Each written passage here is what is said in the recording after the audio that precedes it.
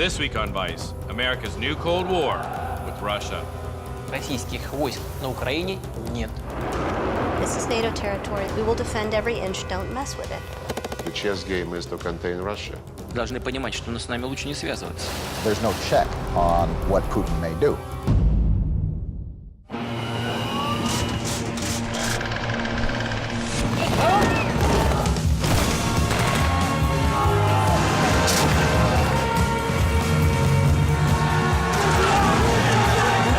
Is the Cold War indeed happening with Russia again? This is somebody's backyard, but it's been transformed into the front line.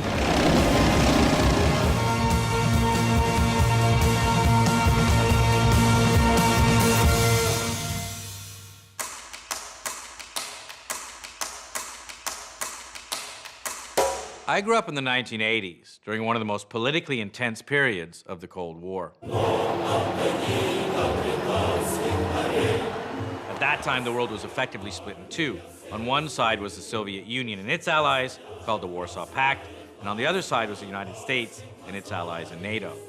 Now, the divide was so impenetrable that it became known as the Iron Curtain. No one could travel back and forth between the two, and we couldn't even get reliable information about what was actually happening on the other side. All we knew for sure was that both the US and the Soviet Union were amassing nuclear arsenals that could destroy the world many times over. And that fear dominated everything. Now, one of the only things that held off total global thermonuclear war was the concept of MAD, otherwise known as mutually assured destruction, which simply put is the military strategy that when one side launches a strike, the other automatically launches a counterstrike, and the end result is total global annihilation. Now, propaganda wars pitted one culture against the other, and bloody conflicts broke out in so-called proxy wars in places like the Congo, Nicaragua, and Vietnam. Finally, in 1991, the Soviet Union collapsed and the Cold War ended. General Secretary Gorbachev, tear down this wall. As trust between the two superpowers improved, the doomsday clock, meant to measure how close we were to nuclear war, ticked back to the safest point in its 40-year history. But over the last few years, events across Europe have sent relations between the US and Russia into a tailspin. In fact, Mikhail Gorbachev, the Soviet leader who helped end the Cold War, is warning that a new one is just beginning. Now, as of June 2015, the atomic scientists who calculate the doomsday clock have set it forward again to 3 minutes to midnight, the second closest we've ever been to Armageddon.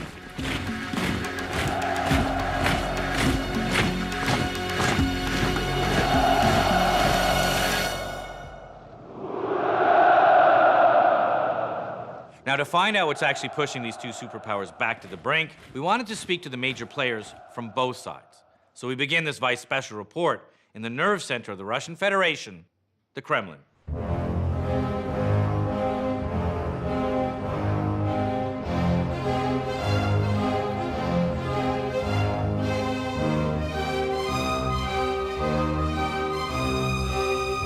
So the Cold War rhetoric between America and Russia is really heating up lately. In America, there's headlines everywhere saying, is the Cold War indeed happening with Russia again? And in Russia, they're saying, yeah, it's already happening because of the Ukraine, NATO, economic sanctions leading to the ruble being depressed, oil being at half of what it used to be. They see as economic warfare. So we're here in the Kremlin. We're going to talk to politicians, people in the military, and people in the propaganda industries to see what's really happening here on the ground in Russia.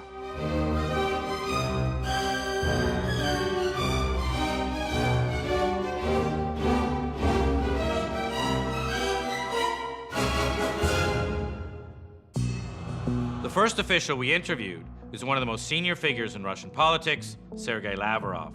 He's been foreign minister since 2004, and before that was ambassador to the UN. We've noticed in the last year a very disturbing rise in, let's say, Cold War rhetoric. We have Russia on one side, America on the other. Obviously, there's Ukraine, there's sanctions, there's the problem with oil. What else? Well, I think it started much earlier. After the Cold War, there was a unique chance to go the way which was different from the confrontation between NATO and the Warsaw Treaty. But after the Soviet Union ceased to exist, the Western countries opted for NATO to be the center where they concentrated all their efforts. And that's where the problem started, I believe. Now, the problem here for Russia is that after the Soviet Union collapsed, the Warsaw Pact dissolved. But NATO didn't. In fact, it continues to expand eastward across Europe. Russia sees Ukraine as a critical buffer state against Western power. So obviously Ukraine is a touch point, or sort of a proxy war almost. I don't want Ukraine to become a proxy war, though sometimes we have an impression that Ukraine is just a very small figure on in the chess game, and the chess game is to contain Russia. So Ukraine is seen as sort of a pawn in a containment strategy. Yeah, I would say that this is very close to what we feel, a pawn. Now, when Lavrov brings up containment, he's talking specifically about the Cold War era approach to global security, where containment meant that instead of actually attacking the Soviet Union directly, we'd work to contain the spread of its borders and therefore its influence over other countries.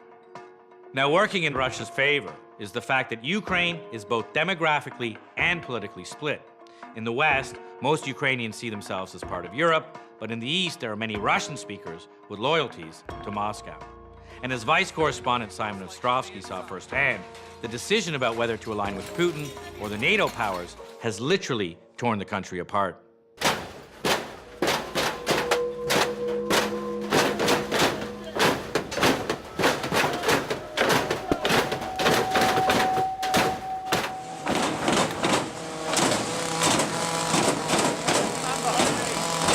Last winter, tens of thousands of protesters descended on this square in central Kiev to protest the decision of the former president, Viktor Yanukovych, to suddenly switch tracks from integration with the European Union to a closer relationship with the Russian Federation.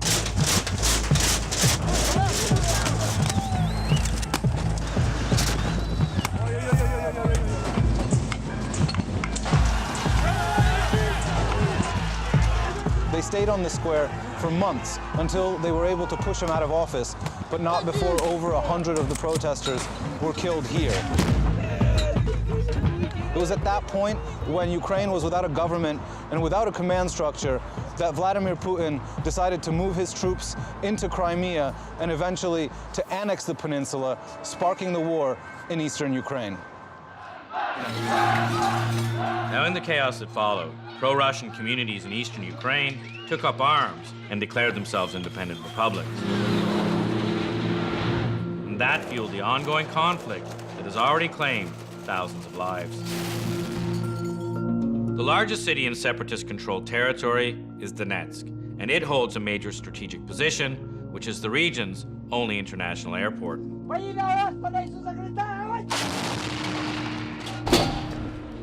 Now, the city itself was the scene of fierce combat, and the suburbs that surround the airport were transformed into the front line of an increasingly bloody battle.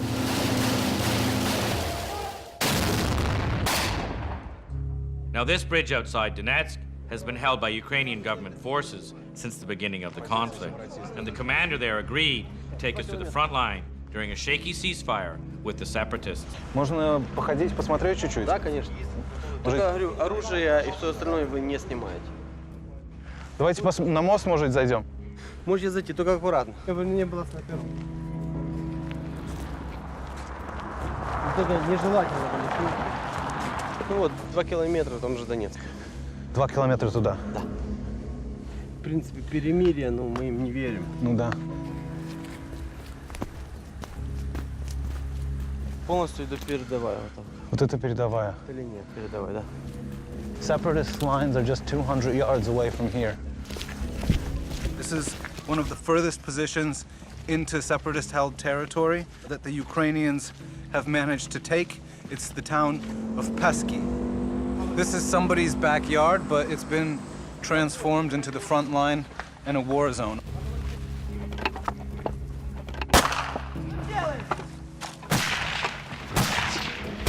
Хорош, хорош. Кто там ходит? Кто-то ходил. Уже ушел. В дома зашел. Сука, металл собирает, пидор ебучий. Вот, сука, донецкие гондоны. Ceasefire or no ceasefire, you got to be pretty stupid to walk up to the Ukrainian positions here. Everybody's armed to the teeth. This is the main road leading out of Donetsk. This is the side where the pro-Russia forces are. Right now, it's completely deserted. There's no traffic here. I mean, we look suspicious as fuck right now. Пресса, здравствуйте. Вы стреляли за последние сутки? Ну да, Путин летает постоянно, так что сильно особо не расслабляйтесь. The first pro-Russian fighter we met wasn't shy at all about telling us exactly why he was fighting. Это животина просто, посягнулась на то, что посягаться нельзя. Людям не дают пенсии. Происходит крах. У меня здесь поселок, он почти весь выжженный. Because the Ukrainians have been able to hold the airport for as long as they have, this adjacent neighborhood has taken a hell of a pounding. Совсем все опустело почти. Да. Что в Чернобыле? А много людей здесь пострадало? Ну, вот соседка, получается, та, что через огород. Руку ей оторвала. Учительница моя школьная, классная руководительница, насмерть убила. Тут на переулке лежал мужчина, взрывной волной отбросила. Вроде повреждений нет на теле, насмерть. Кстати, сутки не забирали, труп лежал. The pro-Russian rebels used this neighborhood to shell the airport, and they drew heavy fire in return. As a result, the Ukrainian government ended up destroying the homes of many of its own people. Immediately following the annexation of Crimea in March 2014, the United States, along with Europe and Canada, imposed what became the first of 3 rounds of economic sanctions against Russia. Russian aggression in Europe recalls the days when large nations trampled small ones in pursuit of territorial ambition. But even as the coalition of nations imposing the sanctions grew, the Kremlin became increasingly defiant. То придумали бы какой-нибудь другой повод для того, чтобы сдержать растущие возможности России, повлиять на нее, а еще лучше использовать в своих интересах. Now, the sanctions, together with an unexpected drop in oil prices, sent Russia sliding towards recession. Today, it is America that stands strong and united with our allies, while Russia is isolated with its economy in tatters. And in December of 2014, the Russian ruble went into free fall, with ordinary Russian citizens taking the brunt of what they saw as economic warfare. Я заметил, что наши деньги подешевели почти в 2 раза. Объясняю это падением цены на нефть и войной. Ну, то, что рубль упал, конечно, касается всех. Все сразу уже хватаются за кошельки, потому что жалко, что деньги пропадут. And as the currency dropped, people rushed to stores to lock in the value of their money by purchasing electronics and other consumer durables. Кто-то покупает телевизоры. Вот мне знакомые рассказывали, что за 20-30 тысяч долларов телевизоры раскупили, хотя никому они были не нужны, люди чего-то боятся, паникуют. И цены подскочили на 200 тысяч рублей на эту машину. Да, то есть успели мы. А сейчас, если уже сейчас ее покупать, то 200 тысяч дороже будет стоить автомобиль. Now, to find out more about the government's response to Russia's economic challenges, we sat down with one of the president's most trusted officials, Deputy Chief of Staff Dmitry Peskov, sometimes called the voice of Putin. So what's the feeling in the street, or what's the feeling in the country here in Russia? Well, oil prices is not good. Plus to that, we have consequences of global political situation. I mean, the problem is that certain countries, they want to use Ukraine to weaken Russia, to get Russia deprived of possibilities for economic development. So you have an economic crisis already, and then you have sanctions on top of that. Is it seen as aggression or aggressive, America or NATO being aggressive against Russia? Why they try to blame everything that concerns Ukraine for Russia, they say that you are guilty because of Ukraine. We say, could you explain us, please? Right. No, you are guilty because we say it. This is the approach, and it is unacceptable for us. We feel a return of, let's say, mood of confrontation. And is that dangerous, do you think? It's dangerous. It's dangerous. I mean, all this mess about civil war in Ukraine. Now, that quote-unquote mess has had hellish consequences for the people of eastern Ukraine, who are now cut off from aid from all sides. For example, this arena used to be one of Europe's premier hockey venues, but now is a distribution center for what little food remains. And as desperation grows, tempers are beginning to fray.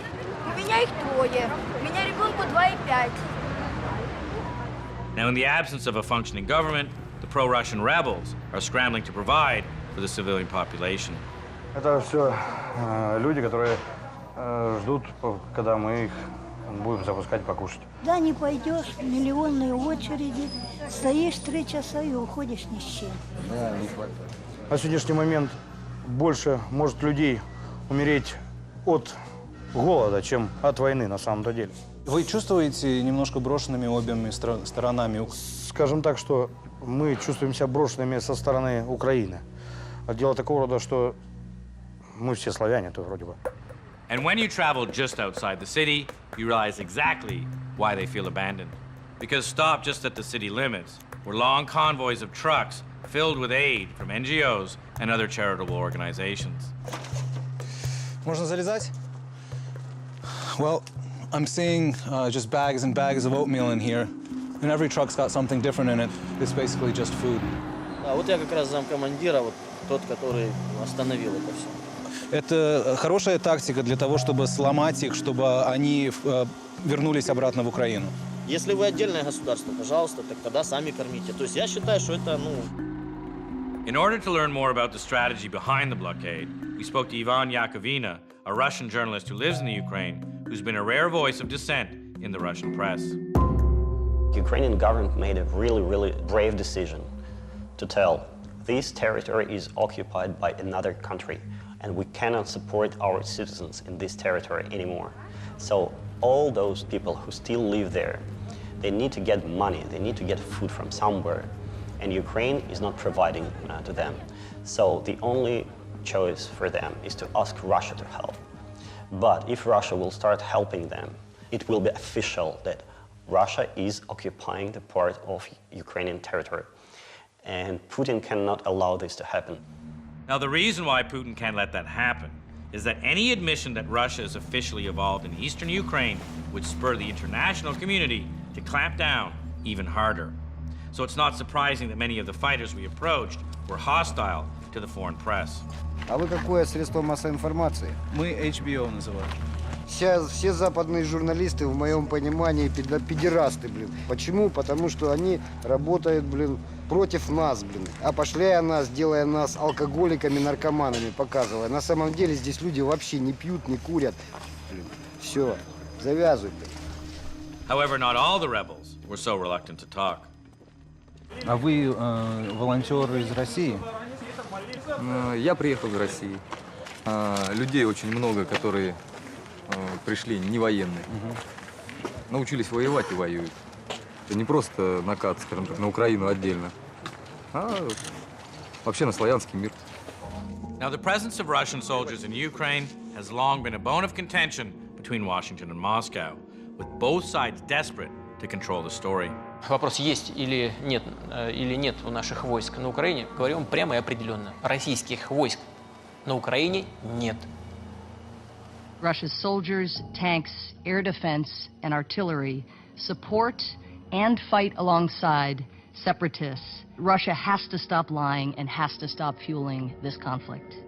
At the very highest level, there's an understanding that this is as much a battle over information as boots on the ground. And when we met with Vice President Joe Biden here at the Vice headquarters in New York City, he warned us that Putin's government is using its control over Russian language media to mislead the public. The Russian people don't believe there's any Russian military in Ukraine. They don't believe Putin is being aggressive in Ukraine. They don't want him to be. When body bags started going back home of Russian soldiers, you saw what the media in Russia did. Immediately clamped down on, arrested anybody who talked about it, mentioned it, to try to shut it down. I don't think that's going to work. It cannot be suppressed, the news and information from the Russian people for an indefinite period of time, what's going on.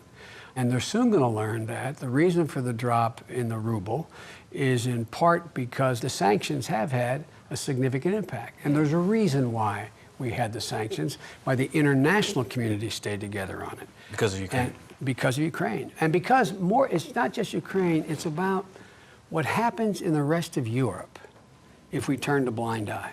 If Putin is able to say, where there are Russian speakers, does that sound familiar? Yeah. Where there are Russian speakers, I have an obligation as a Russian leader to protect their interests. You're Nazi Germany. We think any nation in Europe has their own independent choice whether to join an association with any other nation. That is the principle that Putin is working very hard to break without his own people knowing it. Mm-hmm. And so if you notice, Russian media has gotten very sophisticated. Американская внешняя политика строится на откровенной лжи, опирается на фабрикации спутниковых снимков, недомолвки и затяжки по малазийскому Боингу. В течение 1 часа после получения приказа президента США могут быть атакованы цели в любой точке земного шара. 90% of Russians get their news primarily from television, and the state controls all 3 of the main TV channels. And in reality, the Kremlin has a heavy influence over the entire media industry.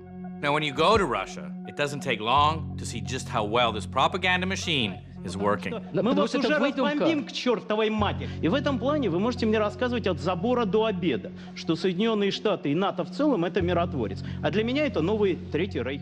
However, it's not only the Russian media that's amping up the rhetoric, it's ours too.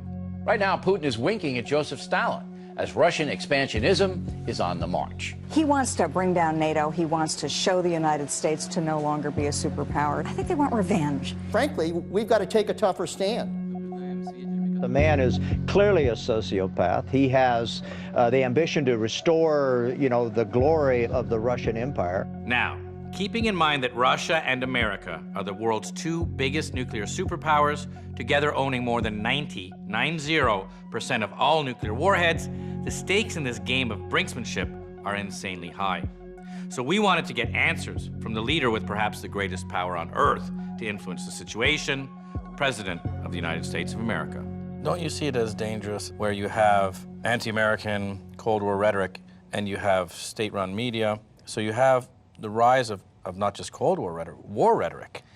And then here we have the rise of war rhetoric too. We have some politicians, but a lot of media saying, well, let's go in there and let's do this. And I worry that at a certain point, you can't walk that horse back into the barn.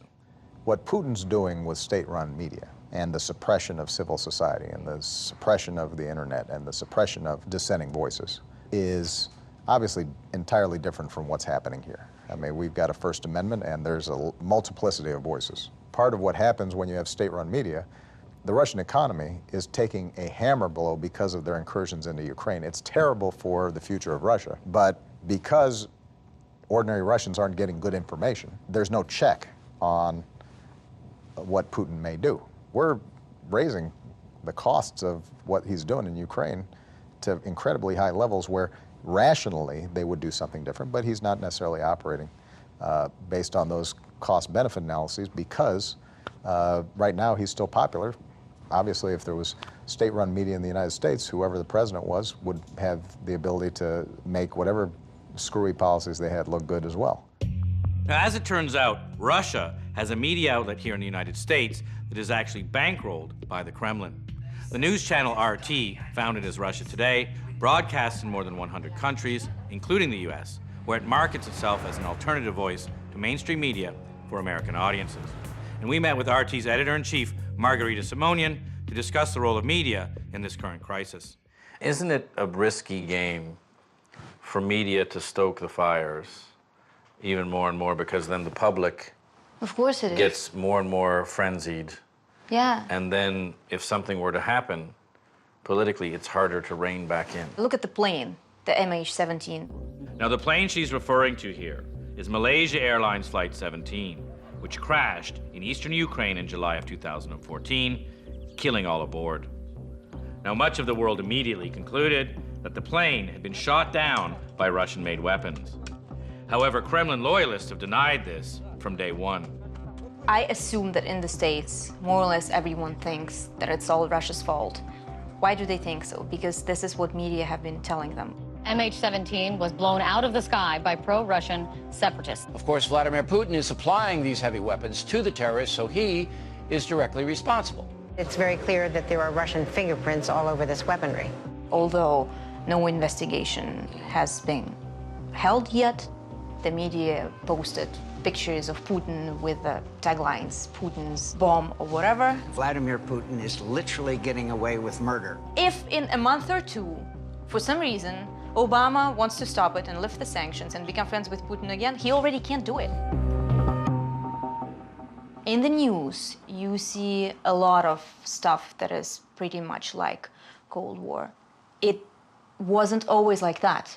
In the 90s, it was completely different. Sure. I mean, we were in love with the United States in the 90s, all of us. We all wanted to go to the States, to study in the States, to stay in the States. So what happened? You bombed Belgrade. All right. That was the end of it. That was it. Absolutely. Right. Bingo. Just 1 month, completely. The whole nation, I mean, Russians turned away from the US, and it's been like that ever since. For Russians, NATO's bombing of Belgrade, the capital of Serbia, became a powerful symbol of Western aggression. In 1999, in the name of stopping mass killings in Kosovo, the US and our NATO allies acted without the authorization of the UN Security Council for the first time in history, knowing that Russia would have vetoed the resolution. Now, the NATO campaign succeeded in ending the war, but it also showed Moscow that NATO could pose a very real threat in Russia's own backyard. Vladimir Putin took office just a few months later, promising to restore Russia's military strength. And the escalation that he began 15 years ago has been building to a confrontation with NATO ever since.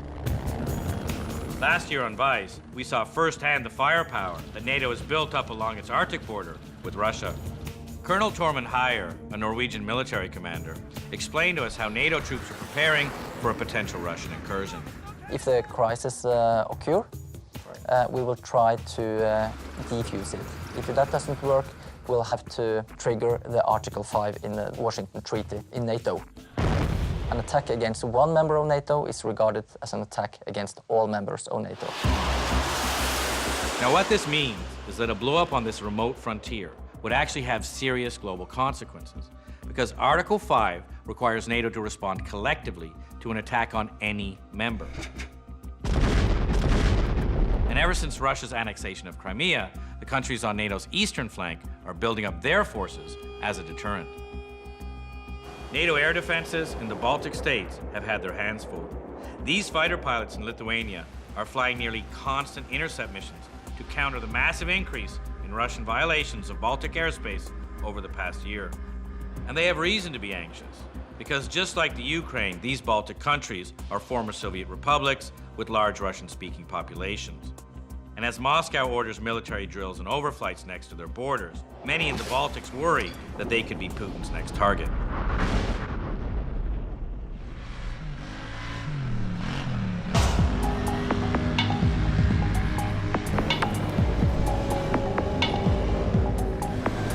These Lithuanian special forces, they're part of NATO's new rapid reaction force. NATO's going to bring 5,000 additional troops from across the alliance to the eastern countries on Russia's frontier in order to counter what they say is a newly aggressive Russia.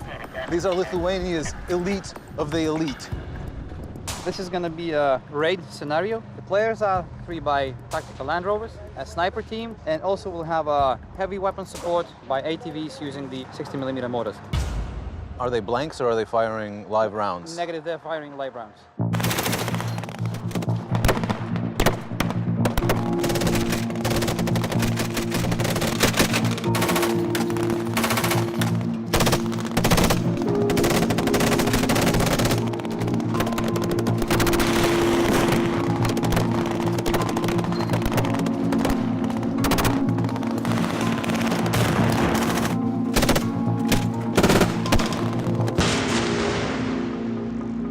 Now, these drills reflect NATO's deepening concern about the potential for wider conflict in Eastern Europe. The biggest point here is that you have to identify threats already existing and also keep in mind that the new threats might come. Is there anybody you're thinking of exactly? Well, we have neighbors inciting hotspots right now in Ukraine. I believe we're talking more or less about the same foe. So you want to make sure that the Russians know that you're ready if they decide to fight? I think they know we have a very strong will to fight. We will do everything we can to avoid World War III, because that's basically, I believe, it's going to be the end of what we know as mankind. But these aren't just the words of a soldier preparing for war.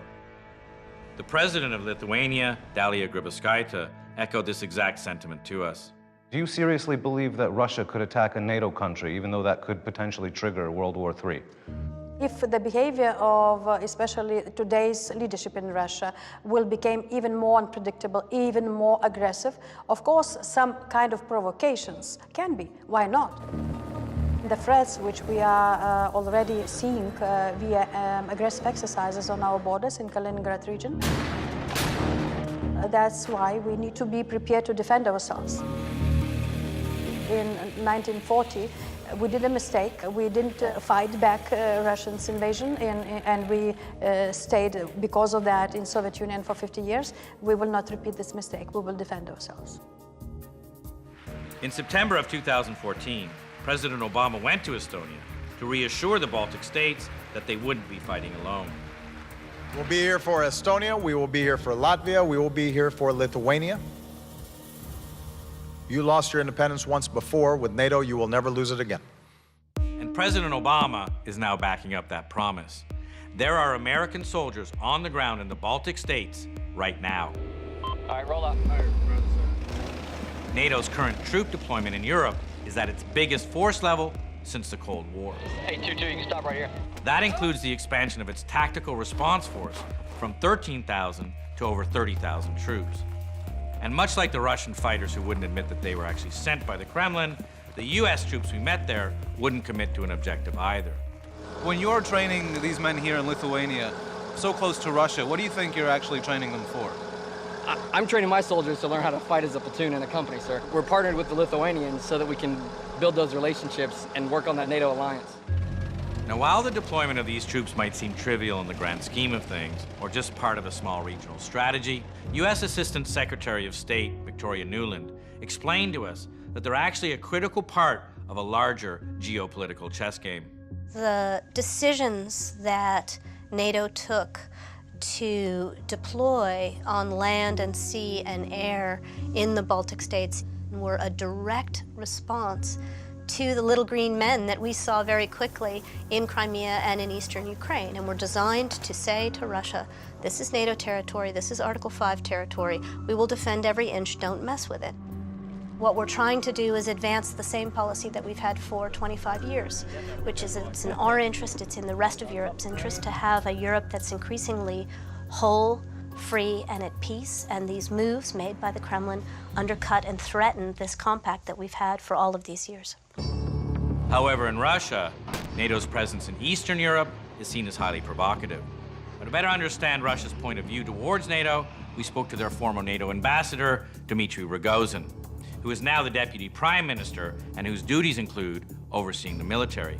Rogozin has won huge popularity in Russia for his massive overhaul of the Russian military and his aggressive behavior. And true to form, Deputy Prime Minister Rogozin turned our interview into a miniature show of force at a shooting range near the Kremlin. Стрелок готов? Готов. Внимание!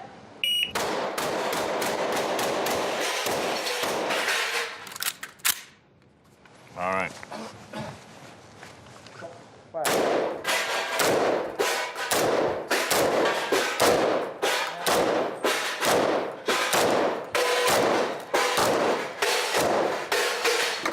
Браво. Теперь поговорим. You used to be, before being vice premier, the ambassador to NATO. What's the thinking in Russia towards NATO?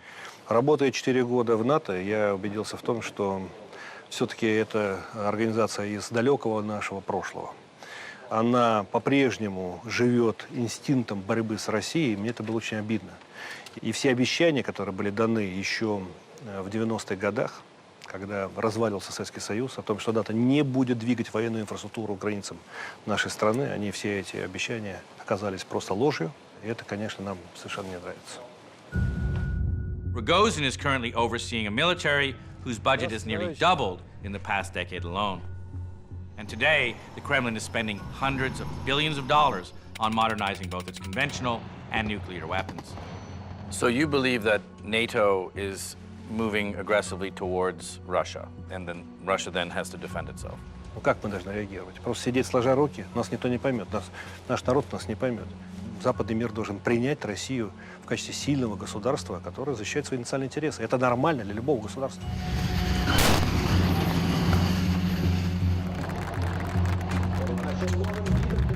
Я вообще не понимаю, зачем существует НАТО, между нами говоря. Now, Russia's biggest grievance with NATO is the planned deployment of missile defense systems into Eastern Europe, which they see as their equivalent of the Cuban Missile Crisis, just in reverse. The Cuban Missile Crisis was the most terrifying moment of the Cold War. In 1962, Soviet leader Nikita Khrushchev deployed nuclear-tipped missiles 90 miles from the US mainland. And only after a 13-day standoff, the weapons were removed. But we came frighteningly close to all-out nuclear war. For Alexei Pushkov, head of the Foreign Affairs Committee in the Russian Duma, the parallel is quite clear. Everybody in America was aware that Soviet missiles appeared on Cuba. Yeah. But since that time, it never happened. Right. On the other hand, the United States are enlarging NATO up to our borders. And so Russians feel this threat. Продолжается настойчивая работа по созданию глобальной системы про-США. Это представляет собой не только угрозу безопасности России, но и для всего мира. It is not Russia that tries to place its anti-ballistic missile systems that would be used at neutralizing the American nuclear potential somewhere in Central America. We are not doing this. But we know that the United States have quite large plans to have this system placed in Turkey and Romania. Poland is discussed. So these weapons are being moved closer to Russian borders to neutralize Russian nuclear potential and to make it vulnerable to political and military pressures. Now, because of the perceived threat from these NATO installations, Russia is strengthening its own system and making a display of its capabilities all along its borders. Just this March, Russia staged a huge new military exercise with 76,000 troops, 65 naval ships, 15 submarines, and over 200 aircraft. And you don't have to be a statesman or a general to understand the message that all of this military hardware is supposed to convey. Наши партнеры, в каком бы состоянии ни находились их государства и какой бы внешнеполитической концепции они не придерживались, должны понимать, что с нами лучше не связываться. Now, we've seen this season on Vice that there's no shortage of serious issues that demand our attention. We've covered Ebola, climate change, terrorism, and our wars in the Middle East. But the reason why we made this special tonight is that it's one of the most complex and urgent issues facing humanity today. In March, the Kremlin deployed short-range missiles to Kaliningrad on Lithuania's border. In April, the first U.S. troops hit the ground in Ukraine to advise their military on the conflict, putting U.S. troops only a few hundred miles from pro-Russian forces. Meanwhile, Russia has increased its forces on the Ukrainian border to their highest levels of the year. And as we film this today, a new round of heavy fighting has broken out around Donetsk, shattering the ceasefire. As we've seen again in recent days, Russian forces continue to operate in eastern Ukraine, violating Ukraine's sovereignty and territorial integrity. All of these signs point to a complete collapse in our relationship with Russia and a return to the terrifying Cold War logic that says the only way to keep your country safe is to have more weapons and be more aggressive than your enemy. Doesn't it feel in a way that we're going backwards? I think that's one of the reasons why we're here, is we're very concerned because I grew up at the end of the Cold War and I have no desire to go back. How do we stop that from happening? We have to be wise enough in order to sit together and in order to reestablish this system of coexistence. Otherwise we have this wild, wild west. But we have to remember that we figured out how to solve this problem before. In the late 1980s, leaders on both sides realized that the only sane option was to work together and step back from the brink. Hopefully, today's leaders will learn from our past and back away from this trajectory towards overt confrontation. You know, there's a constant wrestling match between fear and hope. And, you know, I think that because of what's happening in Ukraine and the way it's all in your living room in a way that used to be very distant, that it is easier to tap into people's fears and to potentially get into bad decisions around the use of military force and the rhetoric of war. Now, it's imperative that the rhetoric of war does not triumph, that sanity prevails, and that we soon begin the de-escalation process that we know is our only solution. Now, we understand that it may be hard and politically costly for leaders to salvage this broken relationship, but we also know the cost if they fail to act.